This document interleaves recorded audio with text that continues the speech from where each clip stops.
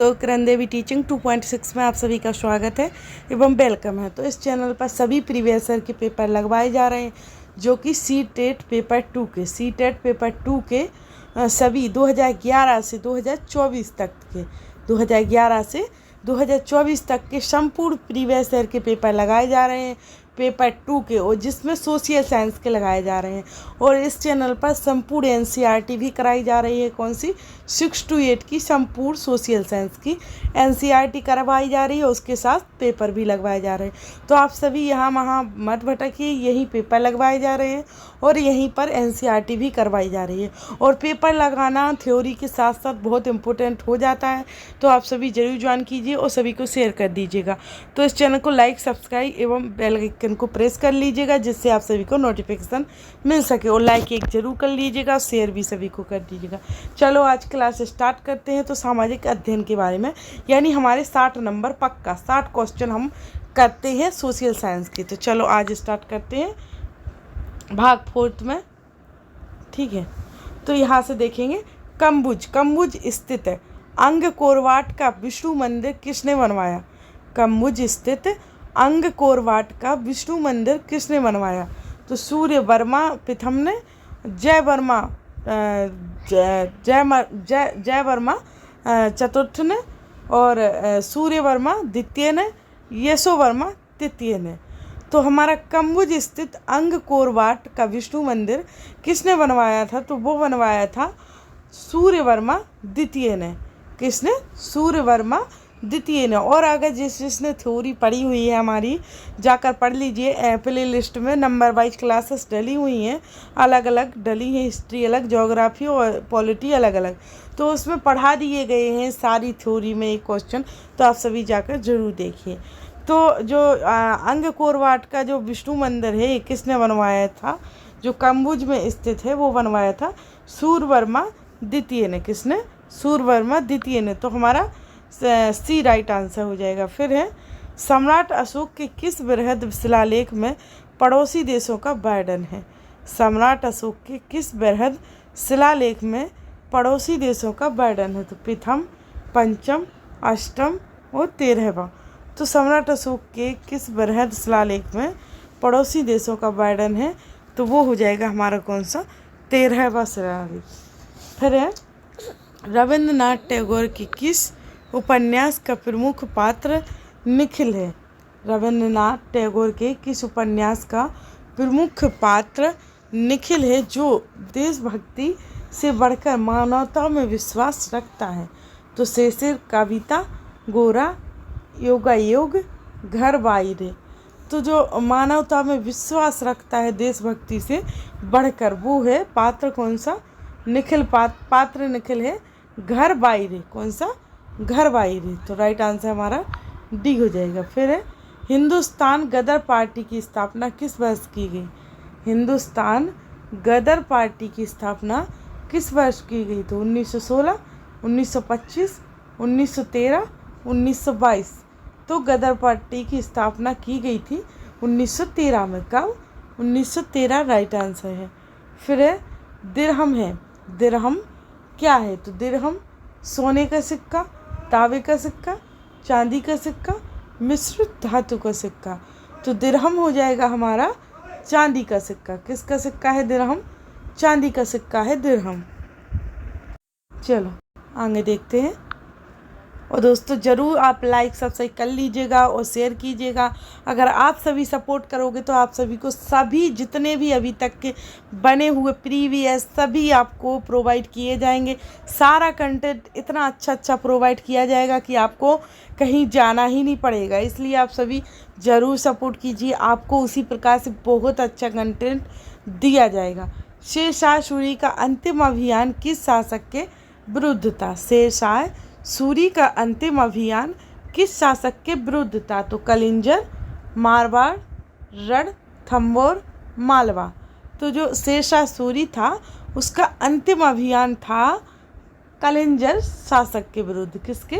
कलिंजर शासक के विरुद्ध था शेरशाह सूरी का अंतिम अभियान। फिर है राजा राममोहन राय के प्रयासों से बंगाल में सती प्रथा को किस अधिनियम के अंतर्गत निषेध घोषित किया गया। ये भी आपको पढ़ा दिया गया है थ्योरी में।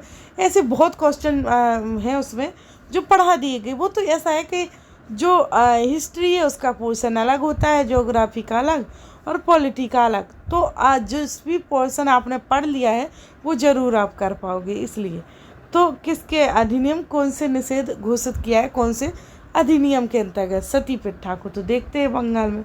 तो नियमन नियमन XVIII AD 1829 और नियमन XXAD 1831, नियमन XVIII AD 1856, नियमन XIX AD 1829। और जो XVI ये सब लिखा है वो ये इसका मतलब ये है, X यानी हो जाएगा हमारा 10। कितना? जो X है उसको बोलते हैं 10, V यानी 5 और I यानी 2 हो जाएगा, है ना। I यानी 2 यानी 1052 समझ लो। AD यानी पहले का हो जाएगा। तो इस प्रकार से इसको ऐसे समझ सकते हो आप। जिसको ये पुरानी इस प्रकार की गिनती या काउंटिंग या गिनती आती हो तो वो अवश्य समझ जाएगा। तो हमारा फर्स्ट ही राइट आंसर हो जाएगा 1829 में, है ना। मोस्ट इम्पोर्टेंट ये भी आ सकता है, ज़रूरी नहीं है ये वाली गिनती आए, इसलिए 1829 जरूर याद रखिएगा। फिर भारतीय संविधान की प्रस्तावना में संशोधन किस वर्ष में हुआ? भारतीय संविधान की प्रस्तावना में संशोधन किस वर्ष में हुआ? तो मैं बता दूं, संशोधन हुआ 1975, 1976, 1978, 1992। सो वो संशोधन जो हुआ है भारतीय संविधान की प्रस्तावना में वो 1976 में हुआ था। किसमें? 1976 में। फिर है वह संवैधानिक संशोधन जो शिक्षा के अधिकार से संबंधित है। वह संवैधानिक संशोधन जो शिक्षा के अधिकार से संबंधित है। तो 42वां संशोधन, 52वां संशोधन, 61वां संशोधन, 86वां संशोधन।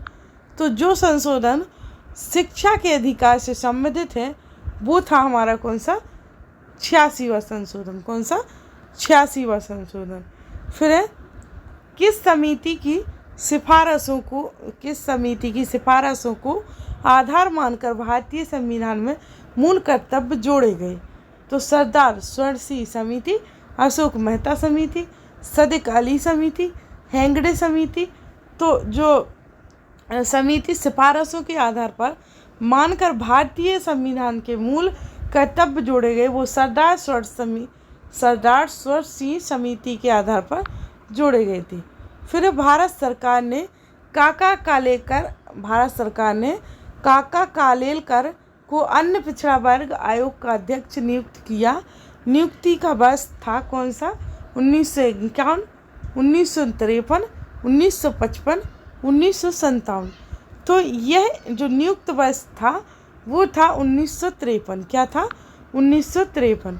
फिर भारत के संविधान में धर्मनिरपेक्षता का अर्थ है, भारत के संविधान में धर्मनिरपेक्षता का अर्थ है राज्य का अपना धर्म, राज्य का धर्म से कोई संबंध नहीं है, राज्य का अपना कोई धर्म नहीं है, राज्य सभी धर्मों को मान्यता देता है परंतु उसका अपना कोई धर्म नहीं होता है।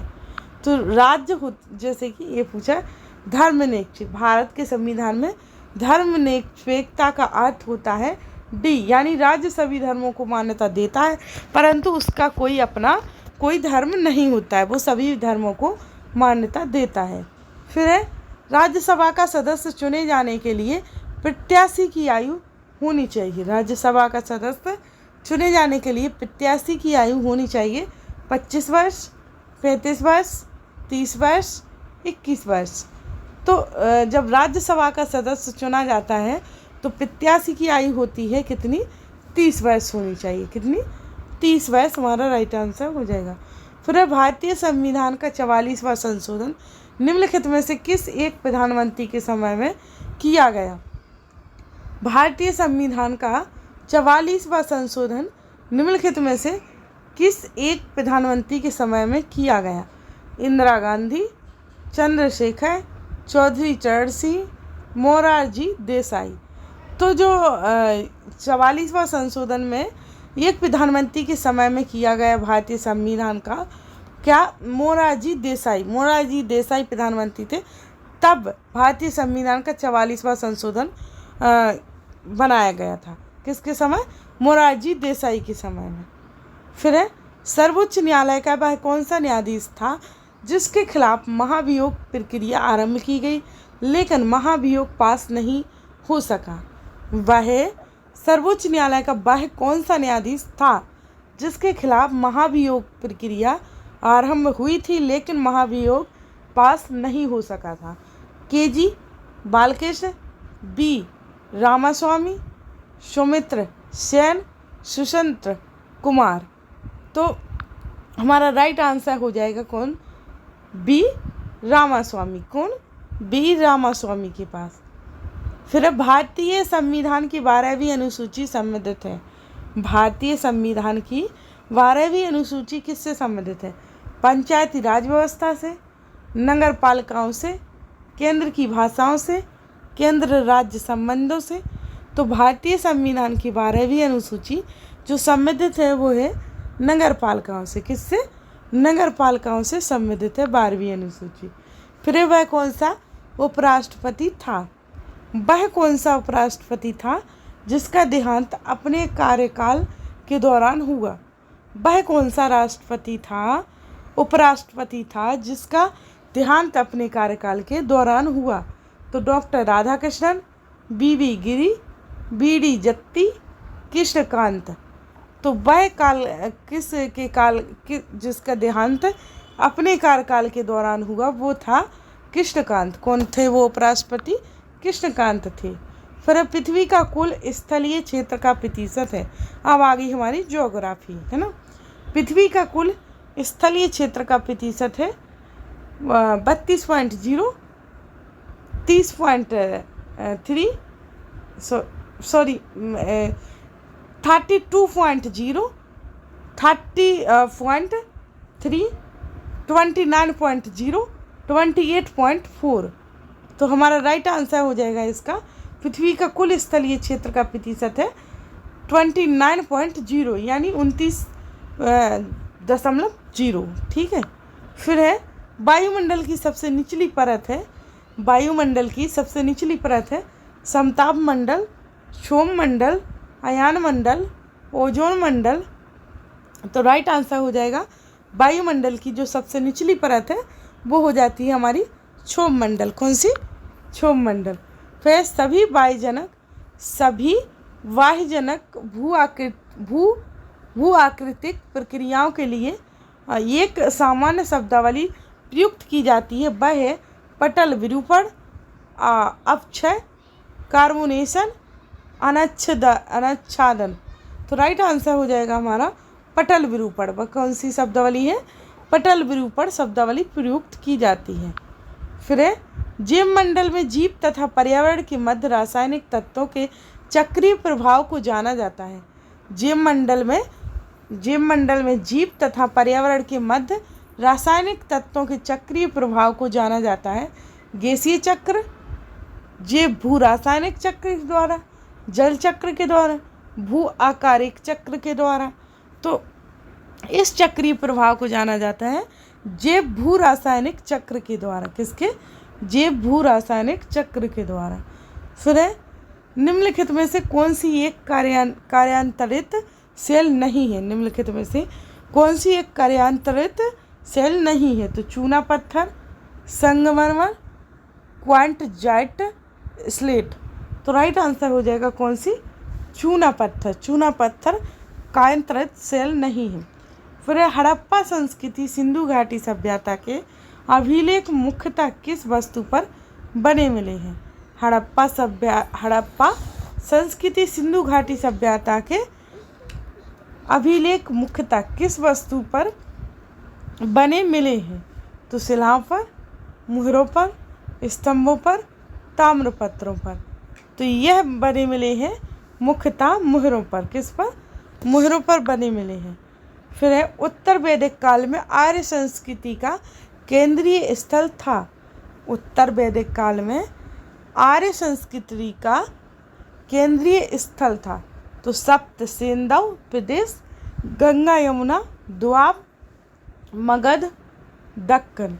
तो राइट आंसर हो जाएगा हमारा गंगा यमुना द्वाब केंद्रीय स्थल था आर्य संस्कृति का। फिर भारत के प्राचीन नगरों का पतन। भारत के प्राचीन नगरों का पतन उर्वन देसाई इन इंडिया 300 AD, यानी ऐसे समझो कि जो 300 ईसा पूर्व से, ईसा नहीं वो AD यानी हो जाता है पूर्व, यानी पहले का समय, दोनों ही पहले के समय है यहाँ पर। तो 300 से 1000 नामक, यानी ये भारत के प्राचीन नगरों का पतन नामक प्रसिद्ध पुस्तक के लेखक हैं कौन? उर्वन देसाई इन इंडिया। इनके लेखक कौन हो जाएंगे? और इस ईसा पूर्व में है ना। तो राधा मुकुंद मुखर्जी, रोमिला थापर, DD कोसाम्बी, रामशरण वर्मा कौन हो जाएंगे हमारे इस पुस्तक के लेखक? रामशरण वर्मा, उर्वन देसाई इन इंडिया के। सॉरी दोस्तों। हिंदू विवाहित महिलाओं का पृथक निवास एवं भरण पोषण अधिनियम कब पारित हुआ? हिंदू विवाहित महिलाओं का पृथक निवास एवं भरण पोषण अधिनियम कब पारित हुआ? तो 19 1955, 1956, 1946, 1977। तो हमारा राइट आंसर हो जाएगा क्वेश्चन के अनुसार कि भरण पोषण अधिनियम कब पारित हुआ था? तो यह हुआ था हिंदू विवाहित महिलाओं का पृथक निवास और भरण पोषण अधिनियम कब पारित हुआ? तो यह हुआ था हमारा कब? वर्ष 1946 में। कब हुआ? वर्ष 1946 में पारित हुआ था। फिर भारतीय समाज के इतिहास में 1856 का वर्ष महत्वपूर्ण सिद्ध हुआ, क्योंकि भारतीय समाज के इतिहास में 1856 का वर्ष महत्वपूर्ण सिद्ध हुआ क्योंकि हिंदू विधवा पुनः विवाह अधिनियम पारित हुआ, कन्या वध के विरुद्ध अधिनियम पारित हुआ, सती प्रथा के विरुद्ध अधिनियम पारित हुआ, डाकन प्रथा के विरुद्ध अधिनियम पारित हुआ। तो ये सभी आपको पढ़ा चुकी हूँ मैं, थ्योरी में जाकर देख लीजिएगा। तो हमारा यह अधिनियम पारित जो 1856 का वर्ष महत्वपूर्ण सिद्ध इसलिए हुआ क्योंकि हिंदू विधवा पुनः विवाह अधिनियम पारित हुआ था। उसमें क्या? हिंदू विधवा पुनः विवाह अधिनियम पारित हुआ था उस वर्ष। फिर है भारतीय इतिहास में श्रेष्ठ युग किस काल के लिए प्रयुक्त होता है? भारतीय इतिहास में श्रेष्ठ युग किस काल के लिए प्रयुक्त होता है? तो गुप्त काल, कुषाण काल, मौर्य काल, मुगल काल। तो यह काल प्रयुक्त होता है गुप्त काल के लिए। किस काल के लिए? श्रेष्ठ युग किस काल के लिए प्रयुक्त होता है? तो गुप्त काल के लिए। तो राइट आंसर हमारा ये है। फिर सिरवड़ बेलगोला स्थित बाहुबली की विशाल प्रतिमा का निर्माण किस काल में हुआ? सिरवड़ बेलगोला स्थित बाहुबली की विशाल प्रतिमा का निर्माण किस काल में हुआ? तो होयसल, गंग, राष्ट्रकूट, चालुक्य। तो यह निर्माण हुआ था किस काल में? तो गंग काल में, गंग काल। राइट आंसर हो जाएगा हमारा बी। फिर है इंडिका का लेखक।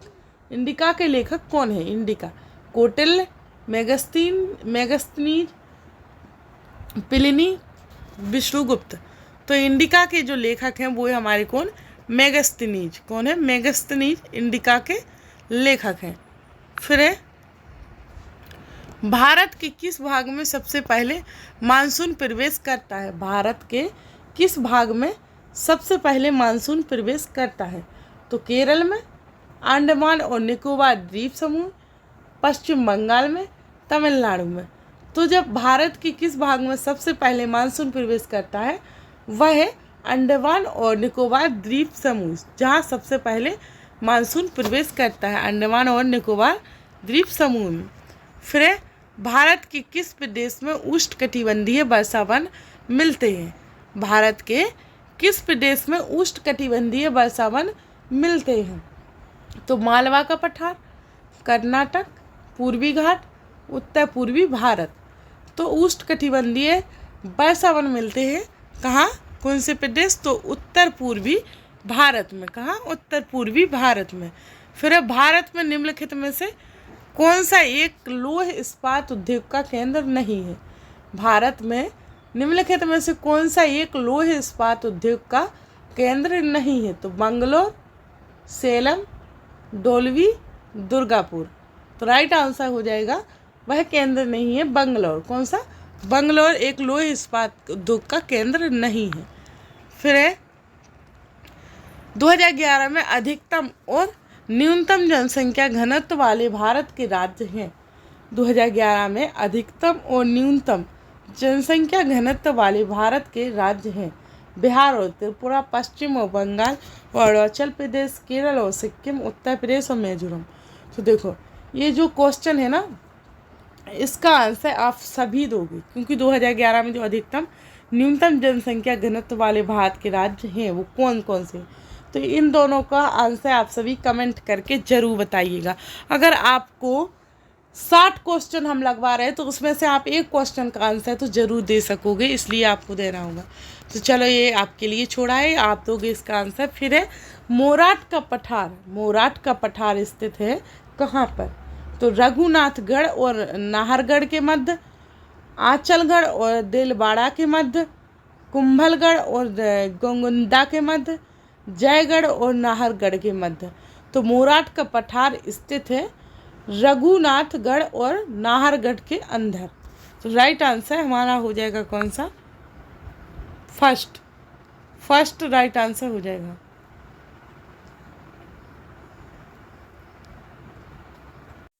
सॉरी, फर्स्ट नहीं, इसका आंसर होगा मोराट का पठार स्थित होगा कहाँ पर? हमारा कुंभलगढ़ और गोगुंडा के मध्य हो जाएगा। तो हमारा सी राइट हो जाएगा। फिर है निम्नलिखित में से कौन सी राजस्थान में परंपरागत जल संरक्षण की विधि नहीं है? निम्नलिखित में से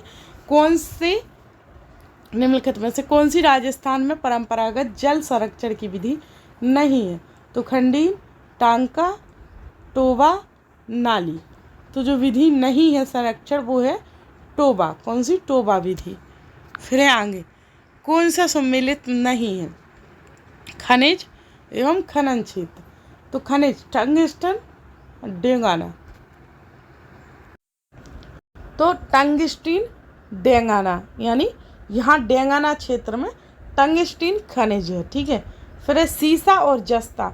ये राजपुरा और दरीवा में है। सीसा और जस्ता राजपुरा ददीवा क्षेत्र में है। फिर है ताबा सिंघाना क्षेत्र में है। कहाँ में? ताबा सिंघाना क्षेत्र का खनन है। फिर है अभ्रक जमसर का नहीं है। अभ्रक ये हमारा नहीं है, यानी ये गलत है। तो हमारा यही राइट आंसर हो जाएगा, क्योंकि जो मिल नहीं रहा था वही चाहिए था। फिर है राजस्थान में कौन सा रसायन उद्योग का केंद्र नहीं है? आपको डिटेल्स में थ्योरी तो बताने नहीं लग जाएंगे, इसलिए क्वेश्चन ही आंसर कराएंगे। समझो आपकी यही प्रैक्टिस चल रही, क्योंकि ये प्रीवियस ईयर पेपर है। एक तो आपको ये भी नॉलेज मिल रहा है कि आपके प्रीवियस ईयर पेपर लग रहे हैं, जिससे कि आपका जैसा पेपर आता है उसी प्रकार का आप लगा रहे हो, तो आपको आइडिया होगा कि इस टाइप के पेपर आते हैं। और आपके पुराने पेपर में से कुछ रिवाइज भी हो जाते हैं क्वेश्चन, तो वो भी आप पढ़ रहे हो। इसलिए आपको डिटेल्स तो होनी नहीं है, आप थ्योरी अलग करवाई जा रही है तो वहाँ करिए इसी चैनल पर, और यहाँ पेपर लगाइए। राजस्थान में कौन सा रसायन उद्योग का केंद्र नहीं है? राजस्थान में कौन सा रसायन उद्योग का केंद्र नहीं है? तो डिडवाना, सवाई माधोपुर, कोटा, अलवार। तो राजस्थान में जो रसायन उद्योग का केंद्र नहीं है वो है सवाई माधोपुर केंद्र नहीं है। फिर है आगे 2011 में राजस्थान के कौन से जिलों में 500 से अधिक जनसंख्या घनत्व है? 2011 में राजस्थान के कौन से जिलों में 500 से अधिक जनसंख्या घनत्व है? जयपुर, अलवार, भरतपुर, दौसा, जयपुर, भरतपुर, जयपुर, दौसा। तो राइट आंसर हो जाएगा हमारा जनसंख्या घनत्व है 500 से अधिक जनसंख्या घनत्व जयपुर और भरतपुर। कहाँ पर? जयपुर और भरतपुर में। किस प्रांत के प्रजामंडल ने 1936 ईस्वी में कृष्णा दिवस मनाया? किस प्रांत के प्रजामंडल ने 1936 ईस्वी में कृष्णा दिवस मनाया? तो उदयपुर, कोटा, करौली, जोधपुर। तो राइट आंसर हो जाएगा किसका दिवस मनाया किस प्रांत के, तो करौली, करौली पे जवाहरलाल ने मनाया। तो राइट आंसर सी हो जाएगा। फिर है राजस्थान के किस जिले में युद्ध संग्रहालय की स्थापना अगस्त 1915 में की गई। राजस्थान के किस जिले में युद्ध संग्रहालय की स्थापना अगस्त 2015 में की गई, तो सीकर, जैसलमेर, जोधपुर, बाड़मेर। तो यह जो स्थापना की गई थी युद्ध संग्रहालय की, वो राजस्थान के जैसलमेर जिले में की गई थी। कहाँ? राजस्थान के जैसलमेर जिले में। फिर है कवि बांधव। कवि बांधव की उपाधि किस चौहान शासक को प्राप्त थी? कवि बांधव की उपाधि किस चौहान शासक को प्राप्त थी? तो विग्रहराज चतुर्थ, विग्रहराज चतुर्थ, पृथ्वीराज चौहान तृतीय, अरुणोराज और अजय राज। तो राइट आंसर हो जाएगा विग्रहराज चतुर्थ को। किसको? विग्रहराज चतुर्थ को कवि बांधव की उपाधि शासक चौहान शासक को प्राप्त थी, विग्रहराज चतुर्थ को। कर्नल जेम्स टॉड ने अपना यात्रा वृत्तांत ट्रेवल्स इन वेस्टर्न इंडिया किसे समर्पित किया? तो यह Lord William Bentinck, Lord Minto, William Hunter Blair और यति जनचंद, यति जनचंद। तो राइट आंसर हो जाएगा हमारा ज्ञानचंद। तो इनका राइट आंसर हो जाएगा यति ज्ञानचंद, यति ज्ञानचंद को समर्पित है। फिर है आगे, यति ज्ञानचंद को ट्रेवल्स इन वेस्टर्न इंडिया समर्पित है। फिर है आगे, आभानेरी तथा राजौरगढ़ के कलात्मक वैभव किस काल के हैं? तो गुजर इतिहास काल, चौहान, गोहिल, सिसोदिया, राठौर। तो राइट आंसर हो जाएगा आभानेरी तथा राजौरगढ़ के कलात्मक वैभव गुर्जर इतिहास काल के हैं। किसके? गुर्जर इतिहास काल। फिर है सामाजिक अध्ययन। सामाजिक अध्ययन करता है किसका? व्यक्ति के आर्थिक संबंधों का, व्यक्ति के राजनीतिक संबंधों का, व्यक्ति के सामाजिक संबंधों का, व्यक्ति के सामाजिक भौगोलिक संबंधों का। तो राइट आंसर हो जाएगा व्यक्ति के सामाजिक संबंधों का। किसका?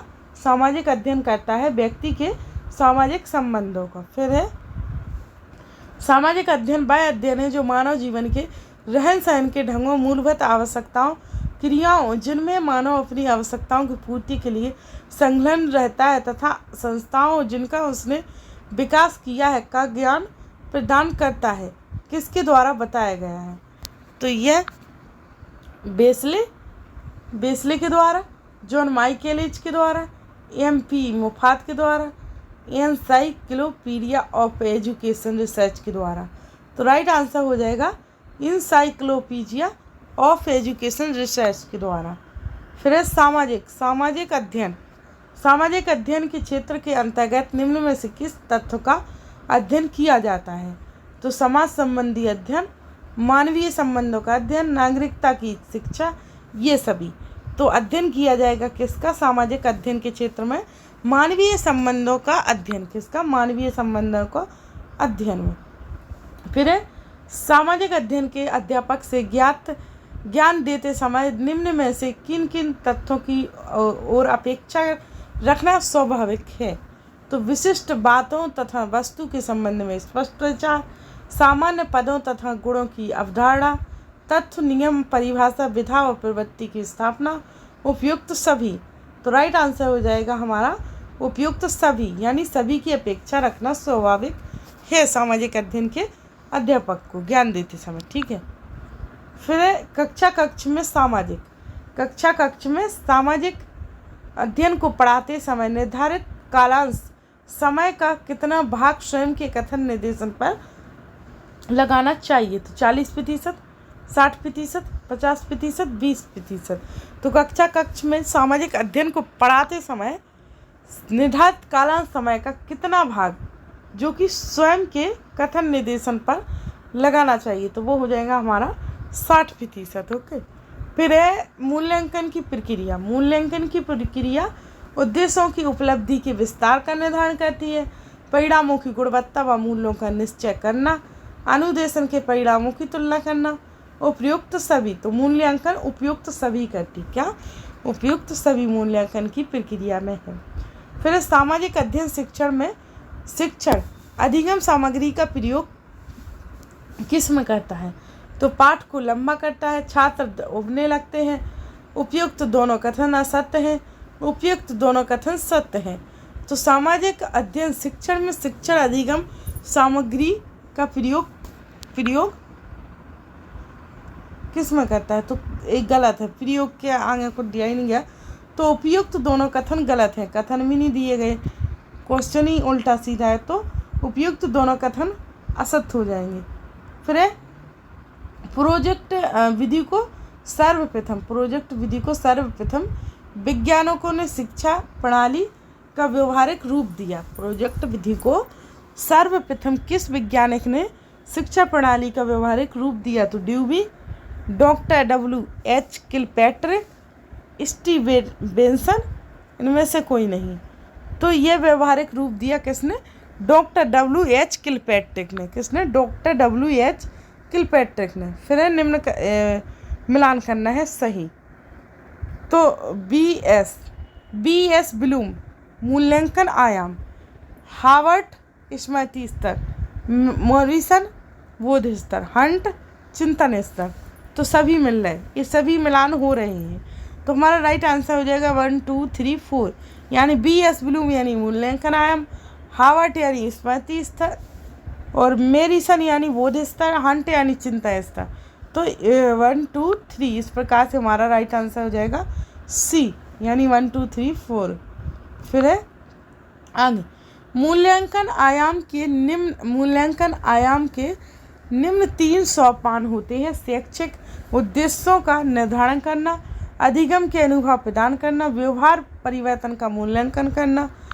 तो यह उपयुक्त तीनों सोपान निम्न में से किसके द्वारा दिए गए? तो यह B.S. Bloom, Harvard, Skinner, Thorndike. तो ये तीनों सोपान दिए गए हैं B.S. ब्लूम के द्वारा। किसके? B.S. ब्लूम के द्वारा। कौन सा अजैव संसाधन नहीं है? कौन सा अजैव संसाधन नहीं है? तो मृदा, चट्टान, पौधे, खनिज। तो पौधे अजैव संसाधन नहीं है। देखो, मृदा अजैव संसाधन है, चट्टान अजीब है, अजीब नहीं अजैव, यानी जैव व अजैव। तो खनिज अजैव है और पौधे जैव संसाधन है। तो ये गलत हो जाएगा, यानी हमारा C राइट आंसर हो जाएगा। कौन सा कथन सही नहीं है? इसमें कौन सा कथन सही नहीं है? मृदा निर्माण के मुख्य कारण जनक सेल का स्वरूप वो जलवायुविक कारक है। B. ह्यूमस मृदा के सबसे गहराई वाले भाग में पाई जाती है। उच्चासच, तुंगता और ढाल मृदा के संचय को निर्धारित करती है। खनिज एवं जैविक पदार्थों का सही मिश्रण मृदा को उपजाऊ बनाता है। तो राइट आंसर हो जाएगा कौन सा कथन सही नहीं है? तो ह्यूमस मृदा के सबसे गहराई वाले भाग में पाई जाती नहीं, ये गलत हो जाएगा, यानी यही सही राइट आंसर B है। फिर निम्नलिखित में से विश्व का कौन सा देश अग्रणी तांबा उत्पादक है? निम्नलिखित में से विश्व का कौन सा देश है जो अग्रणी तांबा उत्पादक देश है? तो दक्षिणी अफ्रीका, चिली, ऑस्ट्रेलिया, घाना। तो राइट आंसर हो जाएगा जो विश्व का सबसे ज़्यादा अग्रणी तांबा उत्पादक देश है वो है चिली। कौन सा है? चिली। कौन सा परंपरागत ऊर्जा का स्रोत नहीं है? कौन सा परंपरागत ऊर्जा का स्रोत नहीं है? तो भूतापीय ऊर्जा, पेट्रोलियम, जल विद्युत, प्राकृतिक गैस। तो जो स्रोत नहीं है परंपरागत वो है भूतापीय ऊर्जा। तो राइट आंसर हो जाएगा हमारा ये। फिर है कौन सा सम्मिलित नहीं है? कौन सा सम्मिलित नहीं है? देखते हैं इनमें से। तो स्थानांतरित कृषि क्षेत्र, मिल्पा मैक्सिको में, झूमिंग उत्तर पूर्वी भारत, रोका ब्राज़ील, लद्दाख श्रीलंका। तो हमारा राइट नहीं चाहिए, तो हमारा राइट नहीं है कौन सा? लद्दाख श्रीलंका। तो ये राइट नहीं है, तो हमारा गलत का भाई गलत, तो यही सही आंसर हो जाएगा। फिर है अंतिम और लास्ट क्वेश्चन, हमारे 60वां क्वेश्चन है। प्रायद्वीपीय भारत का सर्वोच्च शिखर कौन सा है? प्रायद्वीपीय भारत का सर्वोच्च शिखर कौन सा है? तो डोडाबेटा, अनाईमुदी, महेंद्रगिरी और कोडाइन कनाल। कौन सा है? तो राइट आंसर हो जाएगा प्रायद्वीपीय भारत का सर्वोच्च शिखर कौन सा है? तो वो है अनाईमुदी। कौन सी है? अनाईमुदी। अनाईमुदी सर्वोच्च शिखर है प्रायद्वीपीय भारत का, अनाईमुडी। जैसे हमारा ये है भारत, तो ये दक्षिणी, यहाँ की सबसे सर्वोच्च शिखर अनाईमुदी है। तो राइट आंसर है हमारा बी। तो इस प्रकार से आज की क्लास यहीं समाप्त होती है। हमारे 60 के 60 क्वेश्चन पूरे होते हैं। तो जिसने लाइक सब्सक्राइब नहीं किया है वो कर दीजिए, और सभी को शेयर किए दीजिए, और बेल आइकन को प्रेस कर लीजिएगा। और क्लास आती रहती हैं तो ज्वाइन जरूर कीजिएगा, और प्ले लिस्ट में बहुत सारी क्लासेस डली, सभी जाकर देख लीजिए। तो बहुत हेल्पफुल क्लासें होंगी आप सभी के लिए। तो थैंक्स फॉर वॉचिंग वीडियो।